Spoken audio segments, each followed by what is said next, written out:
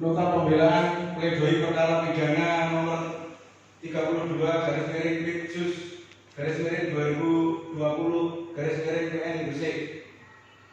Jangan ada dusta untuk Sauki. Untuk atas nama terdakwa Ahmad Sauki bin Khalil, tempat tanggal lahir Gresik, umur saja. Yang depan itu maksudnya muka 5 itu anak Sauki. Untuk dan atas nama terdakwa nama Ahmad Sauki, tempat lahir Gresik, umur atau tanggal lahir 21 tahun atau 01 Januari 1998, jenis kelamin laki-laki, keluarga negaraan Indonesia, tempat tinggal perumahan Permata Blok T4 nomor A3, Desa Tani Mulia, Kecamatan Ngamprah, Kabupaten Bandung Barat, atau di Jalan Masjid Jami RT 8 RW 3, Desa Wetan, Kecamatan Panceng, Kabupaten Gresik. Agama Islam, pekerjaan pelajar atau mahasiswa, pendidikan SMA.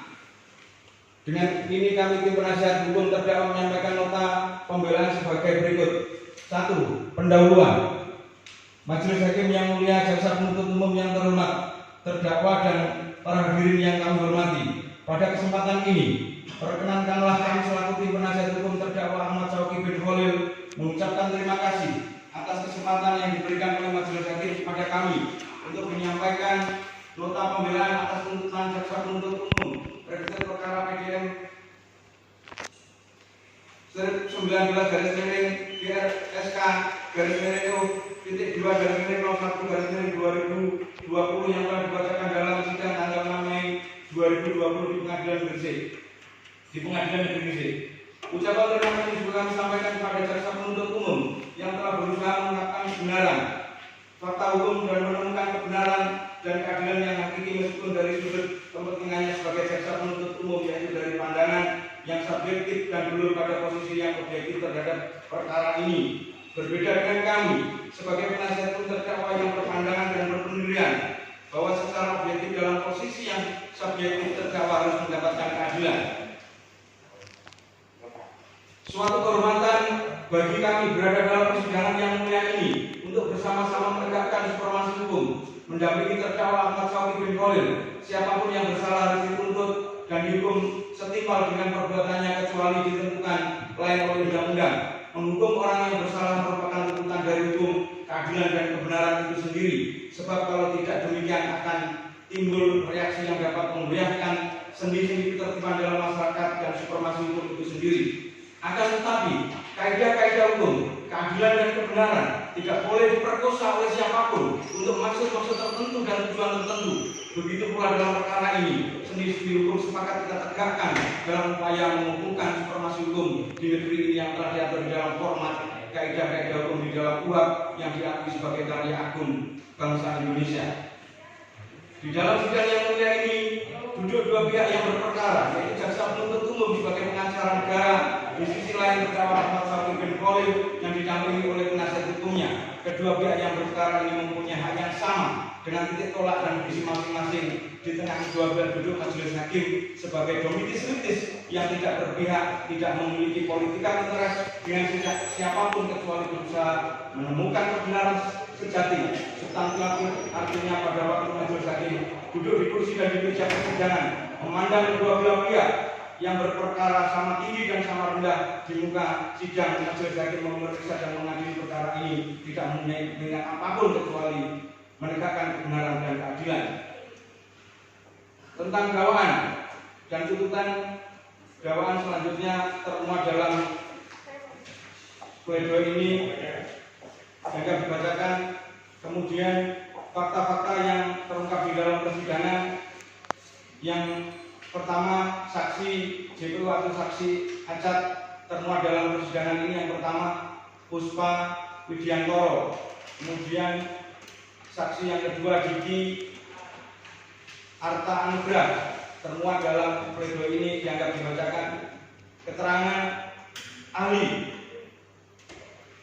Satu, ahli informasi dan transaksi elektronik, bukan ahli hukum IT, nama Uya Bahar bernama Eskom MISM, bahwa keterangan saksi adalah keterangan yang harus diberikan di hadapan persidangan sebagaimana pasal 185 ayat 1 KUHP.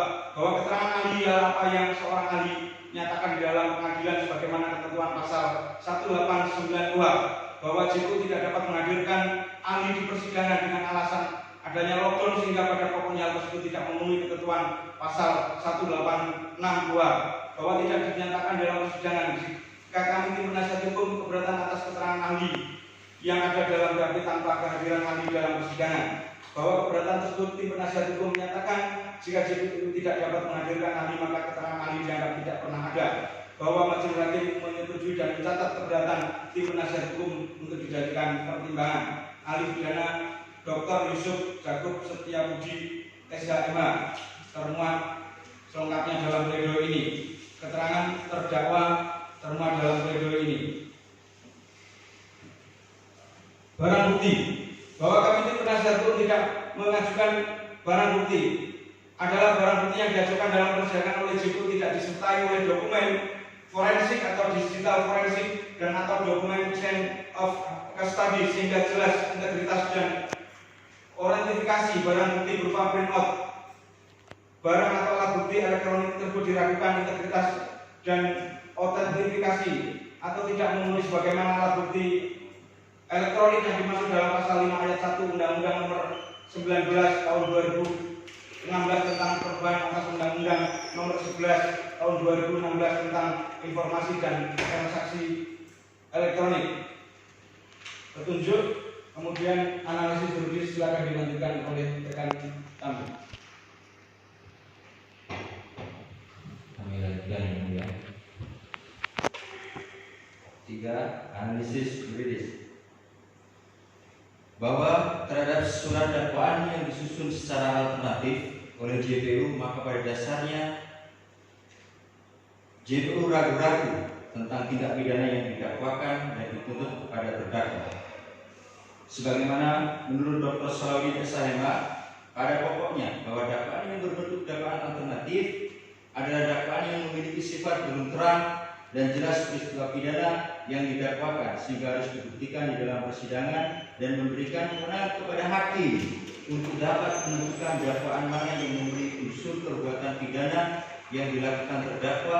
Selain itu, dakwaan yang berbentuk alternatif dibuat oleh JPU tidak yakin masih ada keraguan terhadap tindak pidana yang didakwakan. Selanjutnya, apakah dakwaan JPU tersebut dapat dibuktikan secara hukum agar dapat diketahui bersalah atau tidaknya terdakwa? Maka untuk itu akan terlebih dahulu dilakukan analisis hukum terhadap dakwaan jaksa penuntut umum tersebut.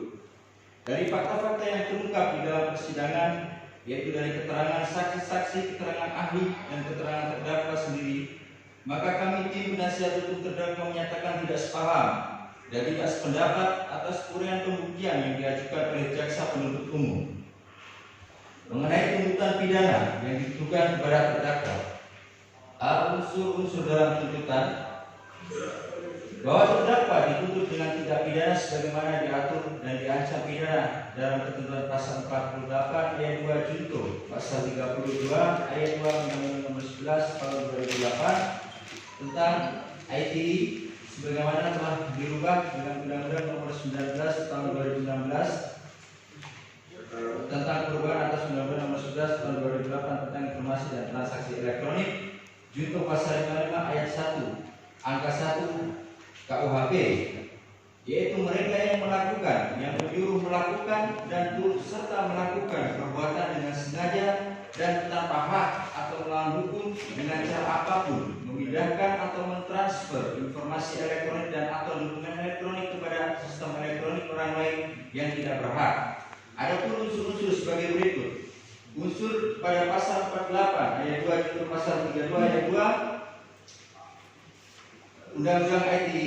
Yang pertama adalah unsur setiap orang, barang siapa yang dimaksud sesuai dengan ketentuan umum Undang-Undang Nomor 8 Tahun 1981 tentang Kitab Undang-Undang Hukum Acara Pidana yang lebih dikenal secara populer dengan KUHP adalah orang, perseorangan atau termasuk korporasi, barang siapa sebagai subjek hukum yang mampu bertanggung jawab dan dapat dipertanggungjawabkan atas perbuatannya. Yang dalam perkara ini adalah terdakwa Ahmad Syauqi, identitas sebagaimana tersebut dalam surat dakwaan atau tuntutan.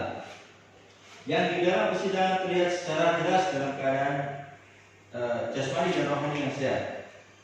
B. Unsur dengan sengaja dan tanpa hak atau melawan hukum.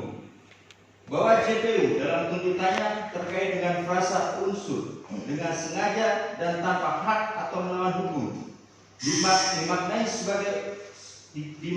sebagai maksud dan tujuan terdakwa memberikan data CC milik orang lain tersebut kepada Lakar Prana untuk keperluan membayar apartemen di daerah Semarang menggunakan kartu kredit milik orang lain di aplikasi Airbnb. Bahwa di dalam persidangan telah terungkap fakta secara jelas dan terang adalah terdakwa tidak memberikan data CC milik orang lain tersebut kepada Lakar Prana, melainkan sebaliknya adalah Lakar Prana yang memberikan data CC milik orang lain tersebut kepada terdakwa. Hal tersebut diperkuat oleh kesaksian Puspa Widiantoro dan Diki Arta Anugrah bahwa telah terungkap fakta secara terang dan jelas di dalam persidangan adalah Lakar Prana lah sebagai orang yang melakukan transaksi menggunakan data CC milik orang lain tersebut dan kemudian berhasil. Hal tersebut diperkuat dengan barang bukti yang JPU ajukan meskipun tidak disertai dengan dokumen digital forensik atau CUC dan dikuatkan serta sinergi dengan keterangan terdakwa dalam persidangan sehingga secara jelas perbuatan terdakwa atau uraian pembuktian dalam tuntutan JPU tersebut tidak terkualifikasi serta tidak mempunyai unsur dengan sengaja dan tanpa hak atau melawan hukum. Justru JPU menguraikan hal yang tidak ada dalam fakta persidangan dijadikan dasar sebagai tuntutan terkait unsur C. Unsur dengan cara